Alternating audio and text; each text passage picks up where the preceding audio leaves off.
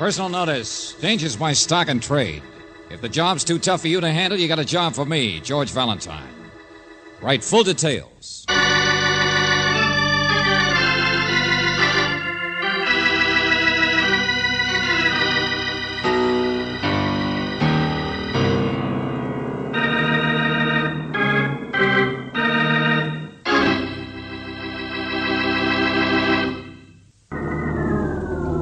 Fish stew. George, are you sure this is the right road? It's so dark, all I can see is fog and sand. Yeah, I know, and they're both the same color. Now, don't worry, I can tell them apart. I tell you, Brooksy, the Italians call it Giuppino, and the French call it bouillabaisse. But this stuff here tastes so much better than what they... I know, and Miss Gallagher just calls it fish stew. You've only told me about it 10 times. Well, now look, everybody else in the world gets a vacation. Why can't I? At least once a year, can't we go off somewhere George, and have some I'm not fun? complaining about a vacation. I think it's wonderful. No mysteries, no letters from people getting murdered. But I mean, it's so silly just picking up and going someplace you happened to be once where they have fish stew. Oh, but Angel, you haven't tasted it yet. Besides, I wrote to her, didn't I? Still like to know why she didn't answer. Miss Gallagher? That's right. Why look on the gloomy side? Maybe she's been poisoned on her own cooking. Darling, if I sound like a gloomy... What's the matter? Road sign. Oh, I guess I'd better powder my nose, hadn't I? Sandy Spit, 1 mile. Yep, almost there. Fog's clearing a little, too. Here comes the moon. Looks cold, doesn't it? Sandy Spit, I don't blame you. Even the name of the place is crazy. But it's quiet. Nothing ever happens here. Nobody ever comes here. Aren't there any tourists or summer visitors? Not many. You've seen the roads. Just sand fleas and seagulls, mostly. Oh, a few artists or hermits, maybe. But I think most people are afraid of this kind of country. Too lonely. Just miles and miles of sand dunes and wind. Yes. George, I take it all back. I think I'd like something warm and friendly, like a fish stew.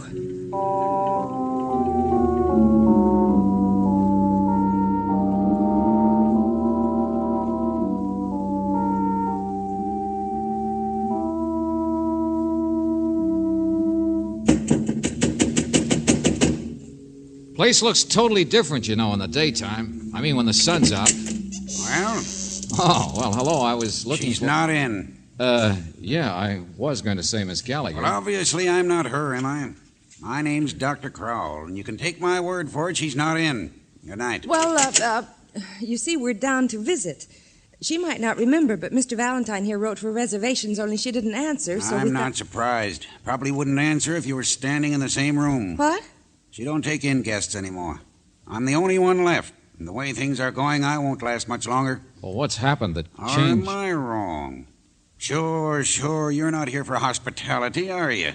Wasting my time, aren't I? What on earth are you talking Like about? all the rest, just nosing around. Well, I'm not going to show you no gold cup. Gold cup? For my money, it ought to have stayed buried another 300 years. And Gallagher along with it. Her and her big secrets and mysteries.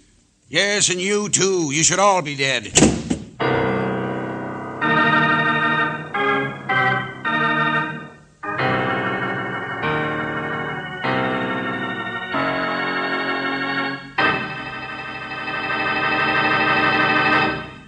Nothing ever happens in Sandy Spit. The guy's nutty. Just Come on. warm fires and good food. What I want is a vacation. You know, once a year, get away from all the puzzles and excitement and mysteries. Oh, cut it out, Angel. It doesn't mean anything. Only what did he say about a gold cup? George. Hey, wait a minute. Never mind. Listen. What? Yeah, party going on down the street. I thought everybody was a hermit in this town, like Dr. Crowell. Great party for the little woman and I. We sure appreciate it. Sure do, Mr. Lewis. Likewise in spades. Come along, Clyde. Well, at least nothing so very wrong can be going on here with people that happy. Anytime, you two, anytime. But it's your house tomorrow night, eh? Oh, no, it's my house. Oh. It's such fun to get together, isn't it? Yeah, night, Miss Gallagher. Sure is. Good night, Miss Gallagher. Come on, George, Clyde. Hold my at hand. least there's our Miss Gallagher. Yeah, come on, let's... Hey, where is she? Well, she lives back this way, so she must be coming... No, she's disappeared. And that other couple, the big blonde and her husband. Where are they now? Well, you might have noticed where she went. An item like that Oh, is... come on. People don't just get swallowed up in the night. There aren't any cabins or houses out this other way, but... Miss Gallagher! Nobody here but us vacationists. Now, wait here, Angel. She must have gone this way. I'll catch up with her. Oh, Miss Gallagher. Miss Gallagher. Hey, what do you think you're... Oh, excuse me, Mac. Sorry. No, my fault. I didn't see you hiding there. What? I don't get you. Me? Just tying a shoe, that's all. Who are you? Well, now, take it easy. I'm just a visitor, that's all. Yeah, let's not kid each other, Mac. My name's Mercy, see? Clyde Mercy. Mercy Carnivals. Maybe you heard the name in better days. I even used to do a muscle act myself, see? So don't bother with no double talk. Hey, what makes you so anxious? My name's George Valentine. Just going through town, that's all. Oh. Sure, yeah. That's the way with me, too. Yeah. Just visiting, that's all. The little wife's in training here. The long-distance swimmer, you know. That's a dead little place. Nothing ever happens. You won't have much fun. I was just on my way for a little stroll on the beach before I turn in, you know. It was a silly idea anyway, I guess. Mm-hmm. Huh? Oh, yes, dear. Right here. I was just... Did you see her? Baby. Did you see where she went? Please. Or did you pull another stupid Baby. thing? Oh. Hello. Hi. Well, let's get home, baby. Time for us to be in bed. Well, good night, Valentine. Nice to meet you. Nothing ever happens here. Come on, Angel, down the beach.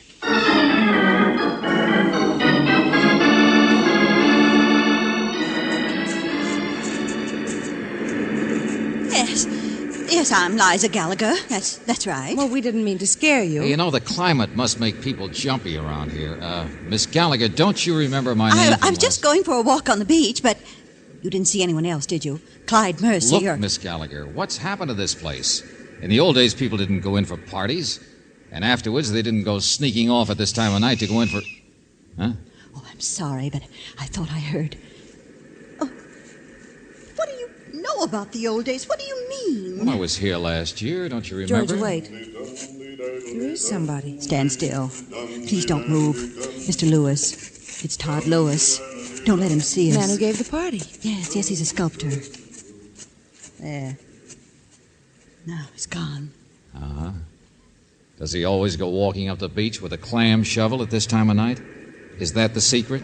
You all sneak off to dig clams? He pretended he was going to bed. That's what he told everybody at the party. Well, he could be going to that other house out there, that big, empty, lonesome place at the end of the point. Oh, no, that's rented by somebody named Brown from the city. But he's only here weekends for his health. He has a bad heart, Mr. Brown does. Besides, he wouldn't notice if anybody came walking past his place up the beach. Notice what, Miss Gallagher? George Valentine. What? That's who you are. I remember now. You're the one who was sort of a detective. Well, yes, but... The post office sent you, didn't they? It was because I didn't report the fire. Hey, What's wait all a minute. this? Fire? And now you've come to arrest me. Miss Gallagher! She's fainted.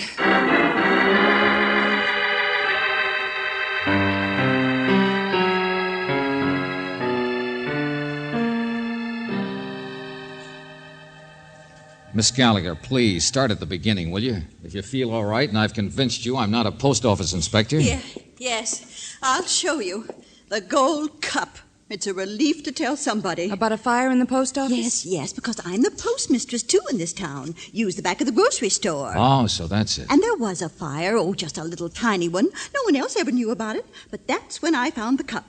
Go on. I keep a sack out for people to mail things, and everybody sends packages, sends shells or paintings, or even once that Mr. Lewis sent a whole bust of General Grant, in concrete, too. You must sell a lot of stamps. Oh, I didn't do anything dishonest. It's just that somebody dropped a match or a cigarette, I guess, and this one package got burned, and I couldn't tell who was sending it. You know, the return address. It was all charred.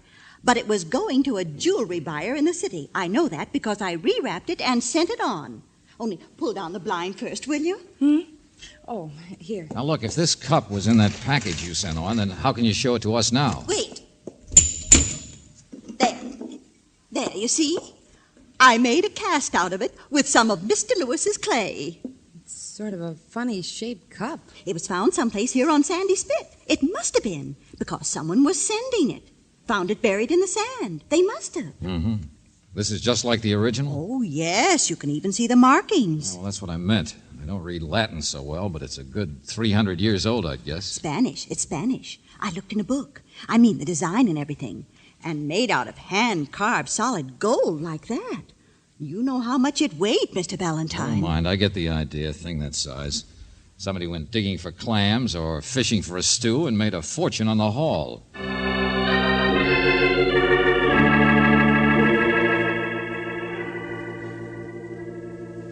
And this is a vacation, George? Oh, Brooksy, who wants to just eat on a vacation? Who knows? In the morning, you and I might do a little digging for buried treasure ourselves.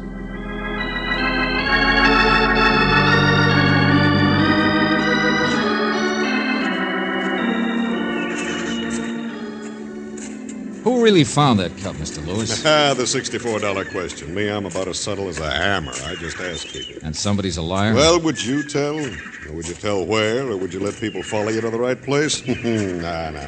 You were a boy once yourself. Okay.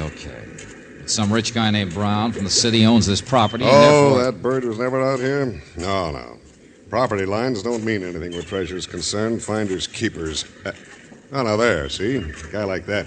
Yeah, he's my choice. Huh, what? Well, look, over there in the sand, taking a nap, see? Hey, come on. Let's give him a thrill. It's that carnival guy, isn't it? Clyde Mercy? Right. The one with the blonde wife? Yeah, don't talk so loud. Wind's behind us. Yeah, get around to the other side of this dune. Carnival. Clyde's a big-time failure. I don't know how he ever snagged a babe like her, but shh, easy. Oh, brother. Not enough we got a treasure hunt. We have to play games, too. Well, what do you come to the beach for if it's not to have a little fun? Come on.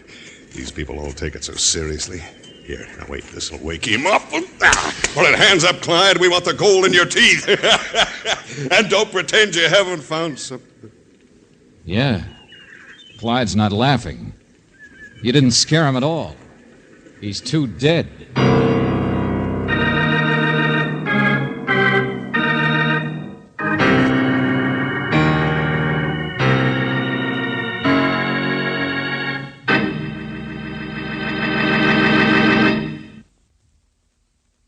Now, back to George Valentine.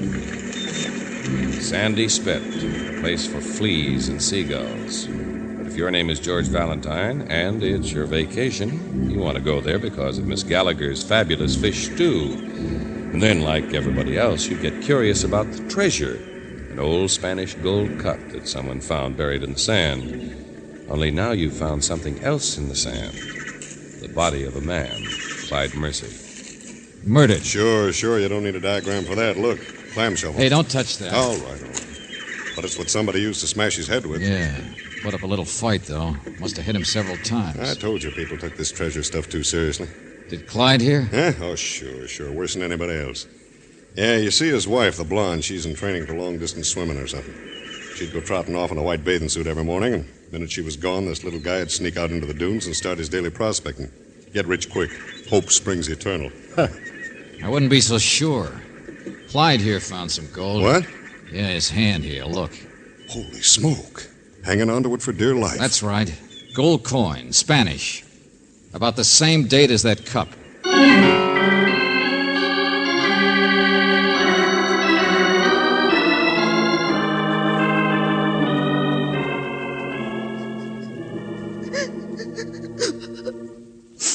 Clyde. It's such a silly name. I always yelled at him so. Yeah, we understand, Mrs. Mercy. No, you don't. How could you? People like us. My third husband, you know that? And when I met him, I thought he was such a silly-looking ape, gawking at me in a bathing suit. Here, have a drink. It'll make you feel better. I married him for his money. Do you know that? That's the funniest part. He used to own a carnival, see, and I thought your husband was broke. Well, he lost it, naturally. Well, he wasn't any good. And me and my big mouth, of course, I told him so and yelled at him, and he just got broker and broker. Until all he could think about was digging for buried treasure, huh? Sure, you got the idea. Saps. We're all just saps going around.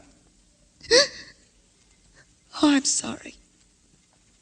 What did the sheriff say, Mr. Valentine? Oh, nothing yet.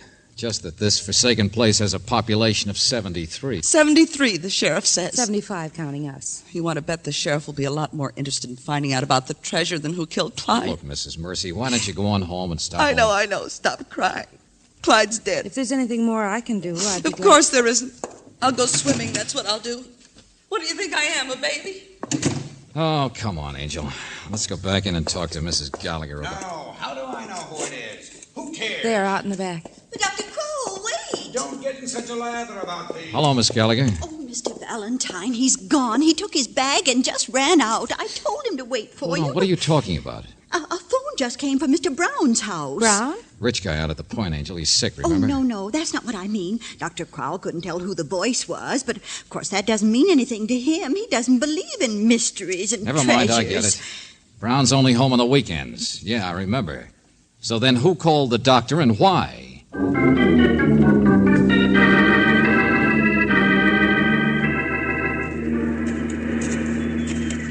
The house is just up around to the right there, overlooking the beach. Yeah, sure. Just wait a minute, will you? What is it, George? Hurry up, please, Mr. Valentine. I was just looking at a piece of paper.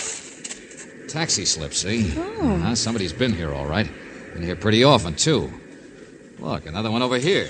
Here's still another one. And those little slips they tear out of the meter. That's right. And one of them's so fresh it isn't even damp from the salt air. Come on, step on it.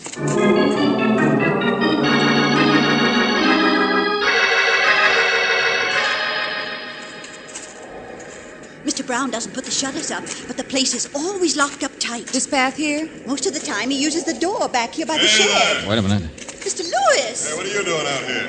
Well, now that's a question I was going to ask you. Eh? Well, I'm trespassing, naturally. No, I just saw a man hurrying in here from across the dunes carrying a bag and wondered what was up. That was Dr. Crowell. Sure, but Miss Gallagher, you wait here with Miss Brooks, will you? Come on, Lewis. Hey, All yeah. right, George. Hey, what's she so upset about this time? I don't know. Hey, the door's open. Uh-huh. Back way goes to the tool shed, I guess. Front doors just let sand in this country. Yeah. Oh, but that's not all. Yeah. Lying on the floor of the hall. Come on. Yeah, look. Doctor's kit beside him. Brother. Now, wait, don't touch him. He's not dead. I don't see any marks on him. Don't touch him. Huh? Who's that? It's Dr. Crow. Let him lie just the way he is. Wait a minute, doctor, but this guy on the floor, who's... It's Mr. Brown's house, so I guess it wouldn't be too far-fetched if this guy were Mr. Brown. Boy, genius. I don't need your help, gentlemen. The ambulance is on its way. Just telephone. Yeah, but who hit him? Who slugged Be him? quiet, will you? What happened, Doctor? Heart attack. Yeah, I was. He'll be all right. Just needed a little shot, that's all. Well, is it all right if I ask him a couple of questions? No. I'm no specialist, but he's sick. Now go play your Captain Kidd game someplace else. Okay. I guess he wouldn't answer the questions anyway.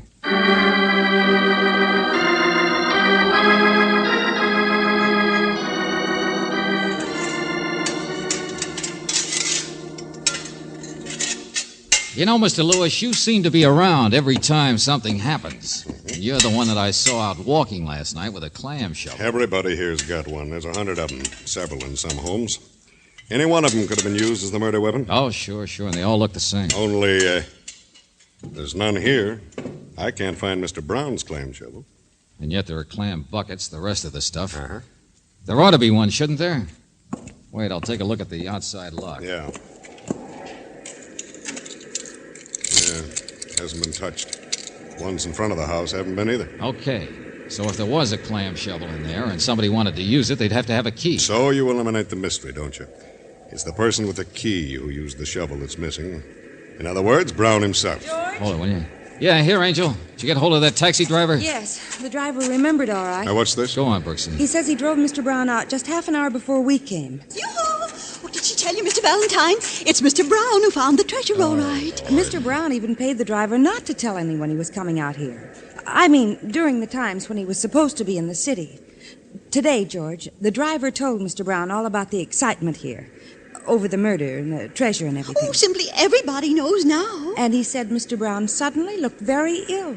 He didn't want to talk about it. He seemed frightened. Then he went in and had a heart attack. Well, that's it. What more do you need? It's been him all along. Yoo-hoo! Mrs. Mercy! She's out there swimming. See? Yeah. So Brown found the treasure. Poor little Clyde stumbled into what he was doing and... Come here, Mrs. Mercy! Come here, quick! Mr. Brown will have to tell where the treasure is, naturally. They'll make him, and I guess all the rest of us can Okay. We'll all be rich. It's all over with the shouting. Come on, Angel. Yeah, George. What did I say? Oh, I wouldn't worry. What's the matter? Gold makes people do funny things. But I guess there's more than one kind of gold, isn't there? What? She has beautiful hair, doesn't she, Brooksy? Oh, that Mrs. Mercy. Yeah, that's one kind of gold, white bathing suit and all. George, I don't understand. And then there's another kind of gold, like Mr. Brown has, the kind in the bank. Oh. Are you trying to say a rich man wouldn't be likely to commit crimes and then be so surreptitious if he'd found a buried treasure? Mm-hmm. But he might be surreptitious about something else. Mr. Valentine. Hello. Oh, there, I feel lots better. Water's wonderful. Hello, Mrs. Mercy. This is the only good place around here to swim, I guess, isn't it? Down here by Mr. Brown's diving platform. Oh, sure. Do it all the time. I'm in training. Uh-huh. Well, when a man is struck several times, when he's fighting for his life, do you think he could be greedy enough to still hang on to a piece of gold? What's that? Oh, please don't talk about Clyde. Why not? Your third husband, who was getting broker and broker. You left him every day, didn't you? To parade in front of the window of the man who would often leave his job to be here. What? Say, what's eating you? The gold coin. Clyde fought for his life. His hand would have been open. The coin would have dropped out. So somebody put it there after he was dead. And certainly that wasn't the one who found the treasure. Why put the finger on himself? So there must have been another motive. I don't get you. All right, take a package being burned in a post office sack. Somebody could drop a cigarette or match, and it might burn just the right part of the package. But it would be a lot easier to do the burning first, and then put it there for Miss Gallagher to find and be curious about. Again, there must be a motive. I'm going up to the house. I think you're crazy. Mrs. Mercy, you should have put another shovel in there, so that Mr. Brown wouldn't see his was gone and catch on to what you'd done. Mr. Brown's not here. He's in town. So Mr. Brown wouldn't realize what you were really like. Realize you'd murdered your husband and have a heart attack because of it. No, I didn't. Heart attack? No, he didn't. It's not true. Oh, lady, you give yourself away every minute, don't you? Yeah, the lady who killed her husband so she could hook a man with gold. Only, ironically enough, Mr. Brown had a heart attack. Oh, no. No! Oh, well, don't worry. He can still marry somebody, but it won't be you. Sure, that's right. He's not dead. You are, sister.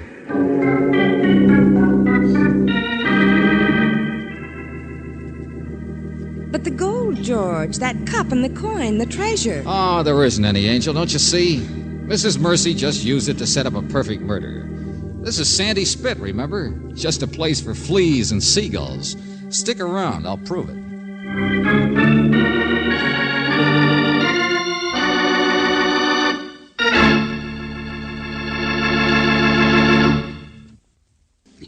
More, Miss Brooks? Doctor, don't interrupt. Yeah. Well, anyway, Mr. Brown wasn't mixed up in it at all. It was just Mrs. Mercy. He confirmed that finally when he got over the shock of finding out what she was like. You see... Well, go on, George. Oh, lobster. Look at that. Pieces of lobster. Right, young man. Whitefish, too. Oh, love whitefish. Yeah, man. But she started the whole treasure fever with an old gold cup and a coin. Mailed the cup. Made sure Miss Gallagher would see it and spread the excitement. Oh, dear. Oh, Gallagher's all right. She's back on the job now. Pass the bread. Yeah, sure. Hey, you know, the idea was a good one. With evidence of Clyde having been killed by the person who found the treasure, the police would never think of his wife as the murderess. 73 suspects. A crime blamed on greed. Sure good idea, but it didn't work. Yeah, women should stay where they belong. Isn't that so, Liza? Oh, now, Doctor, stop it. At home, you mean? Yes, I think so, too. I couldn't help noticing you and Miss Gallagher, Doctor. You seem so happy now, so different from when... What's that? Me and who? Now, don't get any wrong notions, young lady. Valentine here, he understands. Woman's place is in the kitchen. Sure. That's all the doc wants, Angel. You see, I do understand. I'm a fish stew man myself.